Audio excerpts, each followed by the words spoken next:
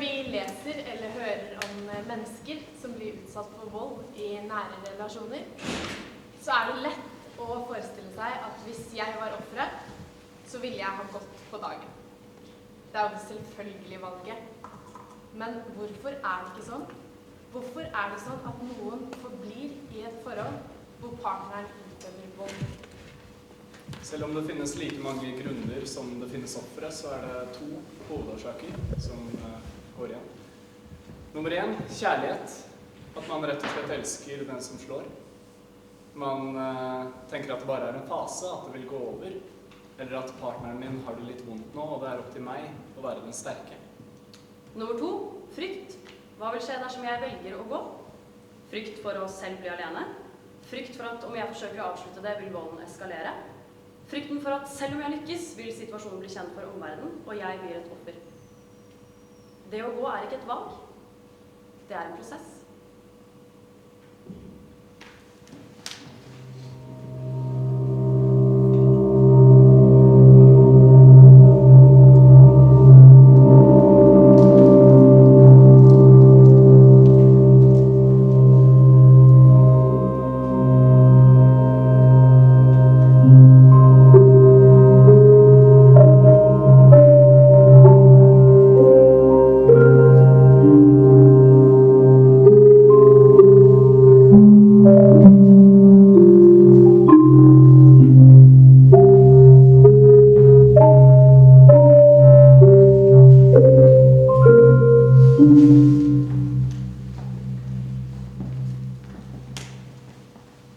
Som et resultat av alle angrepene har jeg en del arr.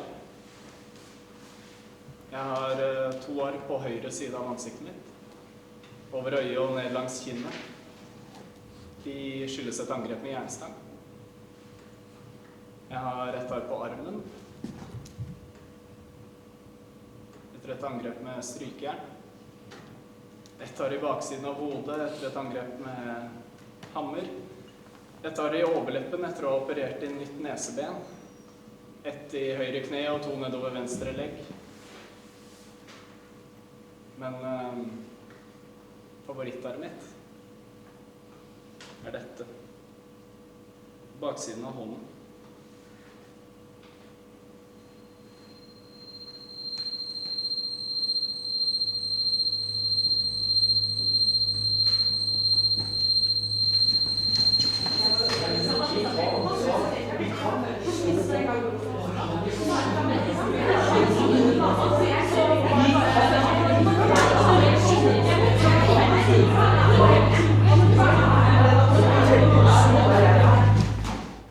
Har du begynt å trene? Nå begynner du å ligne på en mann. Få se hvor sterk du er. Så sterk. Du er så blank i øynene. Er du dårlig? Sønnen min liker ikke fotball. Burde jeg være bekymret? Hun ville ligge med ham. Men han syns det gikk for fort frem.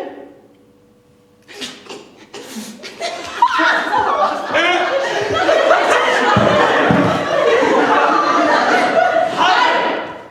Du kan ikke løpe og slapre som en jente. Du er tøffere enn det. Det er en bra mann. Han klager aldri. La la la, la la la, la la la, la la la, la la la, la la la, la la la. Jeg var i et utrykningslag da jeg fikk telefonen. Jeg hadde ikke engang lagret nummeret hennes. Og hun sa at jeg var blitt, eller at jeg skulle bli far. Og jeg har jo alltid ønsket meg barn. Så uten å egentlig kjenne henne, så innledet vi et forhold. Og det var fint, det. En stund. Jeg var skikkelig glad en stund. Men så, etter et halvt års tid, så skjønte jeg at noe var galt, for da var hun blitt høygravid. Og så en dag så krevde hun å lese e-postene mine. Da jeg nektet, så truet hun med å slå seg selv i magen. Å slå seg selv hardt i den høygravide magen.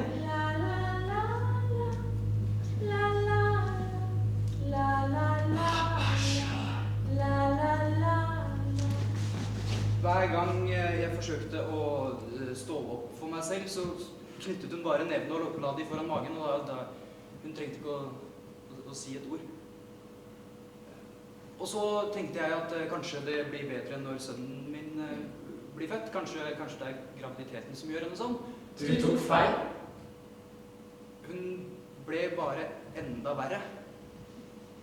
Det gikk ikke en dag uten at jeg fikk høre hvor lite jeg var verdt. Du sluttet i jobben. Jeg ville ikke etterlate sønnen min med henne noe mer. Og han ble eldre. Han var det eneste som gjorde at jeg sto opp om morgenen. Og så en dag så fikk hun faen meg ødelagt det også.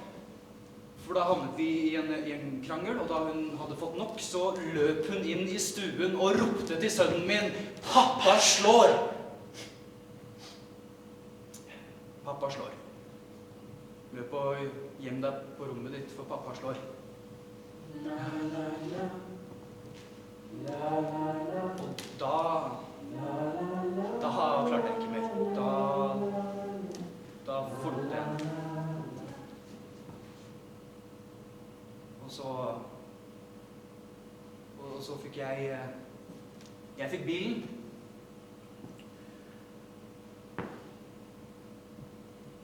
Og hun fikk barnet.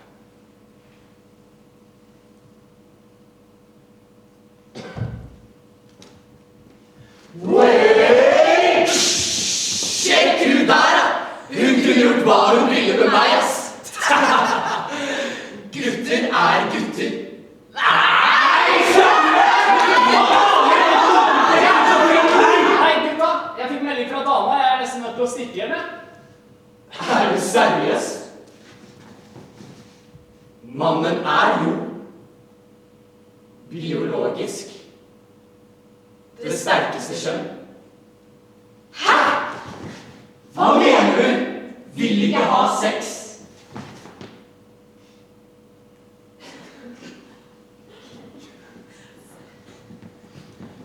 Ting har blitt bedre.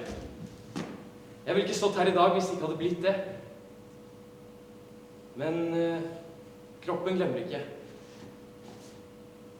Folk spør, hva mener du med seksuelt overgrep? Å bli voldtatt i en busk på vei hjem fra byen, bli tatt på i en folkemengde som for eksempel på en konsert. Det er enkelt å se for seg. Med mindre det er en mann som blir utsatt. Når jeg forteller folk hva jeg har opplevd, så ser jeg som regel spørsmålet i øynene deres med det samme. Hvordan blir en mann voldtatt av en kvinne? Og det er ikke så vanskelig som man liker å tro. Bare en enkel berøring ved kjønnsorganet kan sende ufrivillige signaler til hjernen om at det er på tide å prestere. Og vips.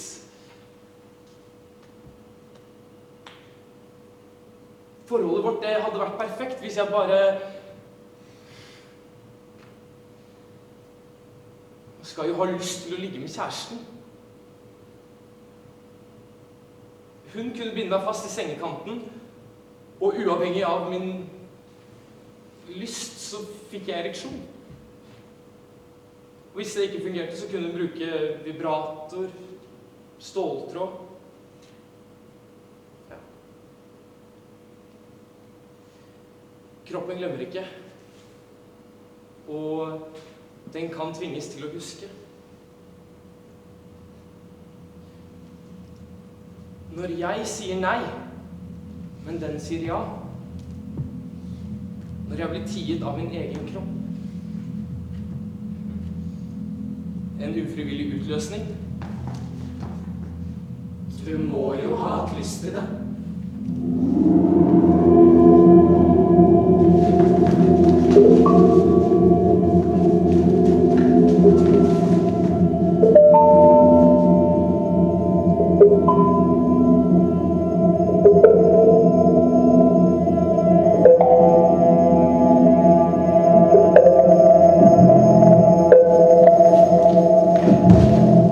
Hvis det ikke hadde vært for dette arret, så hadde ikke kvelden endt som den gjorde.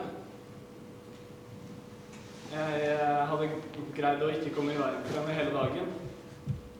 Men da kvelden kom, så hadde allikevel noe vekket sinne i henne. Hun kommer inn på soverommet og plukker opp en jernstang fra romaskinen min og slår meg gjentatte ganger i hodet. På det 4. slaget så kjenner jeg kraniet mitt briste, og alt blir tåkete.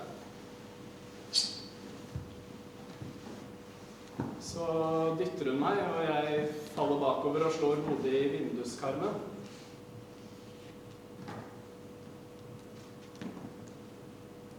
Tåken letter like etterpå, og det virker som om det irriterer henne.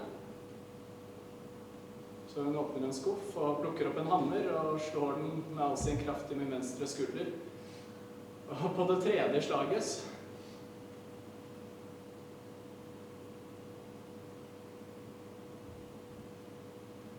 På det 3. slaget brekker hammeren i 2. Igjen blir hun irritert, så hun tar frem jernstangen, og hun fortsetter å slå meg til jeg ikke lenger kan se annet enn blod.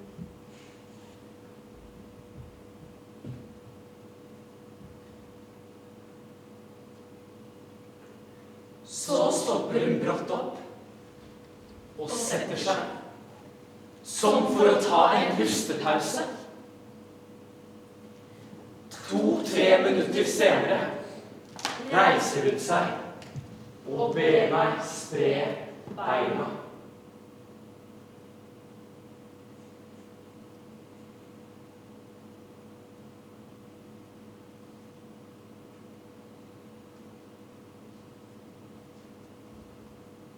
Det var blitt soloppgang før hun ble avbrutt av sirener. jeg fikk dekket alle sårene på kroppen. Bortsett fra dette.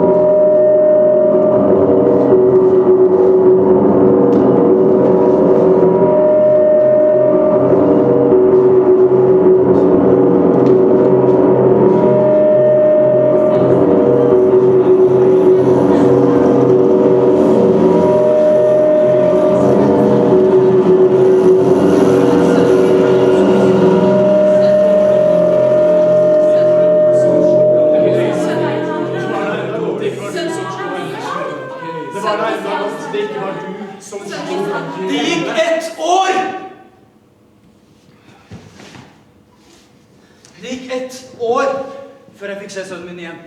Du er så blank i øynene. Jeg måtte møte han på et barnevernskontor. Under oppsyn. 1 time. Og han kjente meg ikke igjen. Min egen sønn ante ikke hvem jeg var. Det er en bra mann. Vet du hva det verste er? Få se hvor sterk du er. Uansett hvor mange ganger det skjedde, og uansett hvor voldelig hun var, så gikk jeg alltid opp på soverommet og la meg ved siden av henne. Jeg tas med inn i en politibil. Hva har skjedd med ansiktet ditt?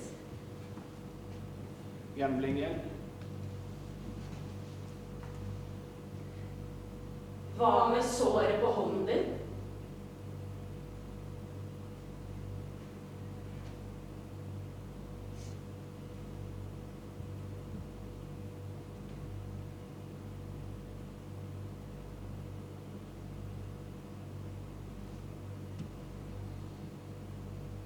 Jeg ser at det er eldre enn skadene i ansiktet ditt.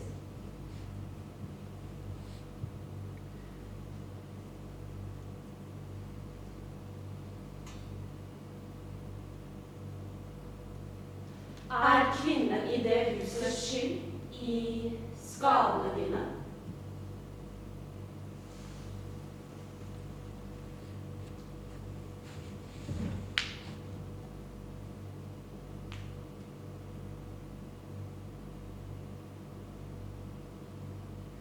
Du må si det.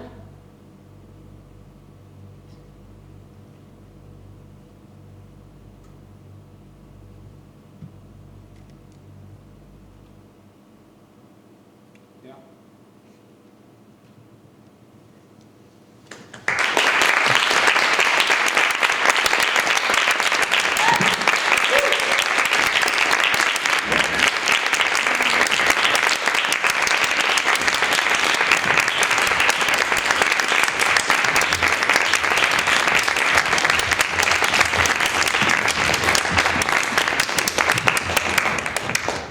Dere har nå fått sett den første av 2 tragedievisninger som er laget av avgangsgutter fra Teaterhøgskolen i Nord-Trøndelag. Denne visningen var basert på en dokumentar som heter Real Men Do Cry fra 2014. Og nå så skal dere få se Evig vinter, som er laget av den andre halvdelen av klassen. Og som jeg sa, så går alle her ut som ferdige skuespillere våren 2018 fra Verdal. Heia Verdal.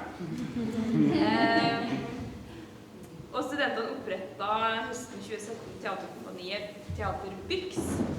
Og dette er den første forestillingen om Teater Byx spiller i Trondheim. Det synes jeg fortjener en applaus.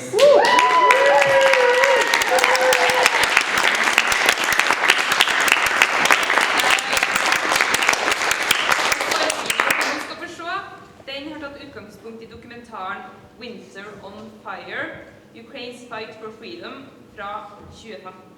Vær så god.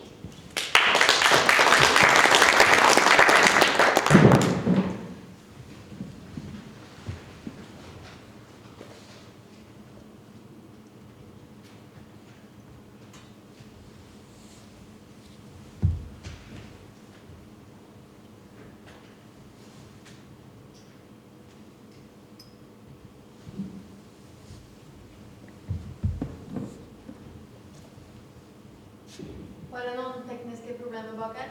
Snart klare.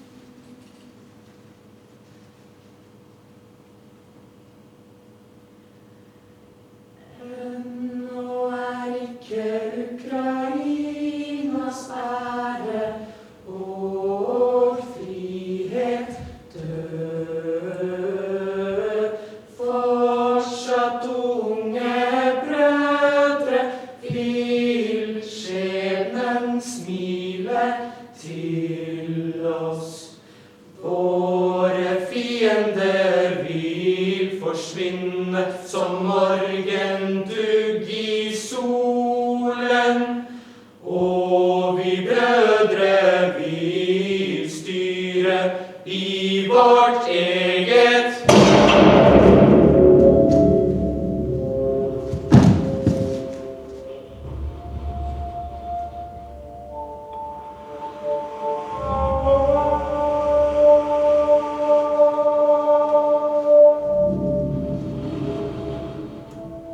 More than anything, the message that I've been giving over these last days has been the importance of dialogue and the importance of listening to what people are saying.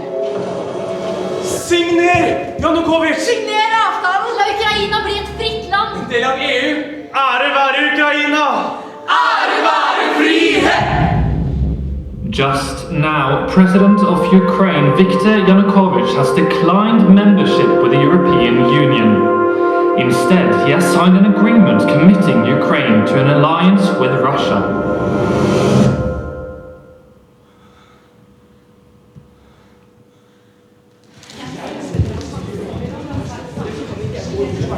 Jeg midt i legestudiet og jobber hardt for å få råd til å fullføre. Når jeg ferdig, håper jeg å kunne leve av yrket mitt. Hvis det skal være mulig, må Ukraina gå fremover. Du lovte meg et ja! Jeg er pappa. Til en jente på 4 år. Og min største drøm, det er at hun skal få vokse opp i et europeisk Ukraina. Det er derfor jeg stemte på deg. Da jeg var liten, flyktet familien min hit fra Armenia. Moren min fortalte meg at dette skulle bli vårt nye hjem. At Ukraina var fylt med fremtid og håp. Det har jeg lyst til å fortelle mine barn også. Selv om jeg ikke er født her, så føler jeg at dette landet her er mitt. At disse folka her er mine egne. Her er vi alle en. Bror for bror, nabo for nabo. Jeg elsker dette landet og disse menneskene. Hvorfor gjør ikke du det samme, Janukovic? Jeg var på vei til jobb da jeg oppdaget folkemengden på Maidan. Det var helt umulig å komme frem. Jeg begynte å ta bilder og sende til redaksjonen. Straks var nyheten om Maidan over alle kanaler. Ukraina med Europa! Før folkets vilje! Ukraina med Europa! Foreldre, barn, studenter, leger, advokater, prester. Folk fra Kiev, folk fra hele Ukraina. Til og med folk fra andre land. Vi var alle samlet om ett felles mål. En fri fremtid!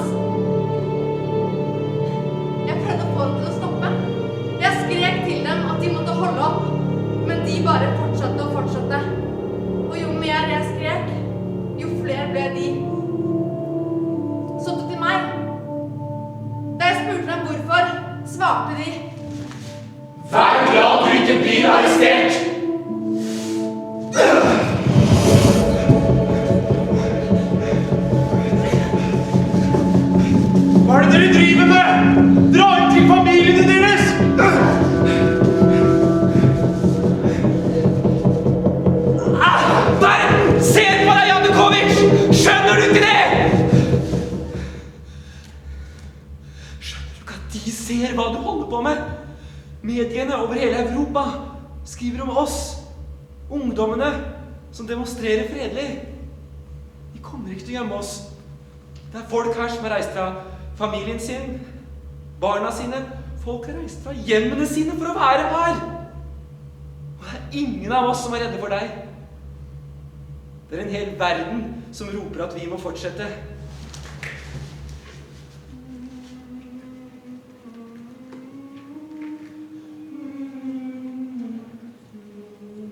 Ingen aggresjon, bare fredelig protest.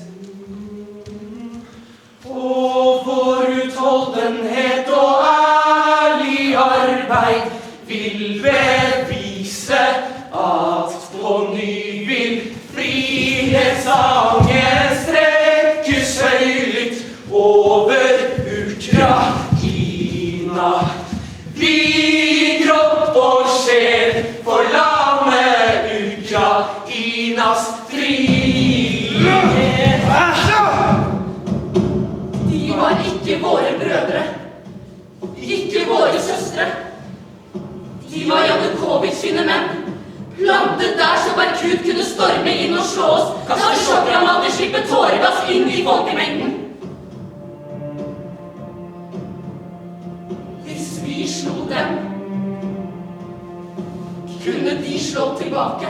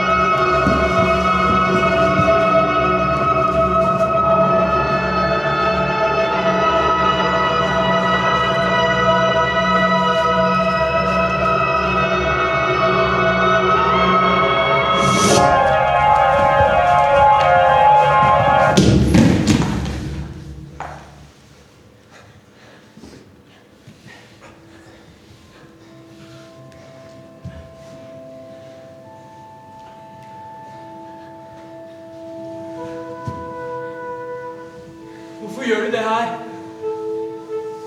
Disse menneskene er uskyldige. Det var de som tok meg imot og ga meg en ny sjanse. Ukraina er familien min. Bryr du deg ikke om landet ditt? Du er jo ukrainsk, du også. Hvorfor slår du dine egne barn? Du tar fremtiden fra oss. Du tar fremtiden fra oss alle. Vi trengte ingen ledere. Vi visste alle hva som måtte til. I 20 minus begynte vi å bygge barrikader, skaffe mat, medisiner og varme klær. Det var ikke en dråpe alkohol å se på Maidan. Vi var rusa på tanken om at vi skulle velte dette skitne regimet. Vi skulle bli på Maidan til vi ble hørt. Til verden hører oss! I was in Maidan last evening and I followed events through the night. I want to say right at the beginning that I really do condemn the use of force. It's totally unacceptable, especially when, like me, you've had the chance to see how people are demonstrating peacefully. More than anything, the message that I've been giving over these last days has been the importance of dialogue and the importance of listening to what people are saying.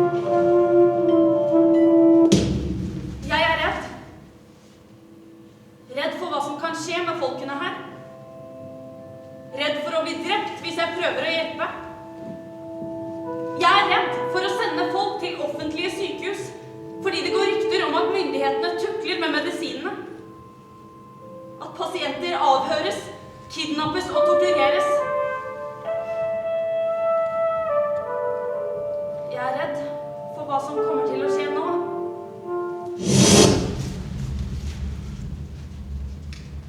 Diktatur legalisert! 10 dager i fengsel for å delta på en fredelig demonstrasjon iført hjem eller uniform. 2 år i fengsel for ærekrenkelse av myndighetene. 6 år i fengsel for å blokkere privat eiendom. 7 år i fengsel for å true en politibetjent.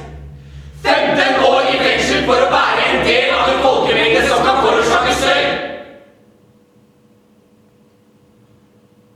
Bergkutstyrkene og andre tjenestefolk som har begått lovbrudd mot demonstranter.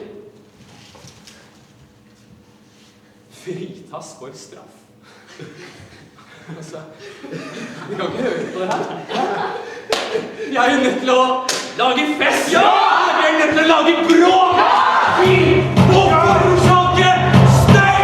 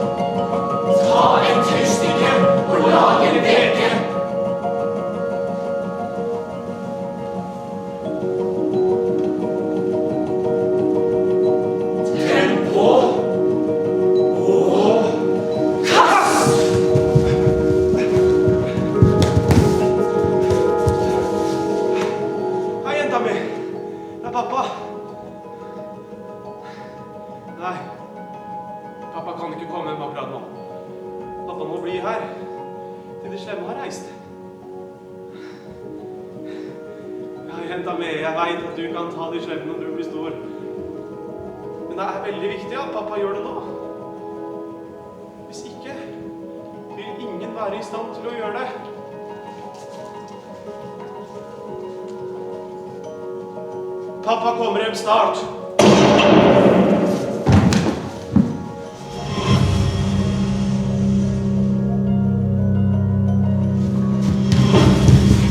Det ukrainske folket skal avgjøre hvem som bestemmer. Vi valgte deg, og vi kan fjerne deg! Hva så snill, skyt! Jeg er fra Røde Kors. Vær så snill. Disse menneskene trenger hjelp. Jeg vil ikke noe vondt. Bare la meg få hjelp.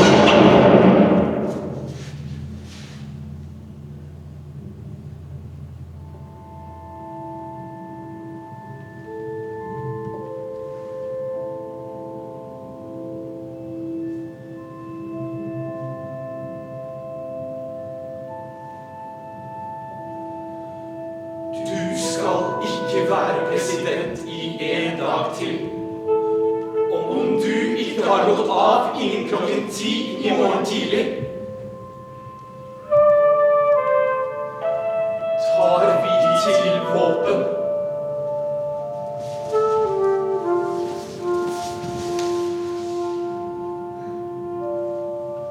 Til morgen en kollega av meg som fortalte at Janukovitsj har rømt. Han har dratt fra Ukraina og flyktet til Russland. Parlamentet har vedtatt å avsette presidenten. Endelig, etter 3 måneder på Maidan, hører de på oss. Ære være Ukraina! Ære være frihet! Only 4 days after the Maidan Revolution, Russia enters the Crimea Peninsula and declares war on Ukraine.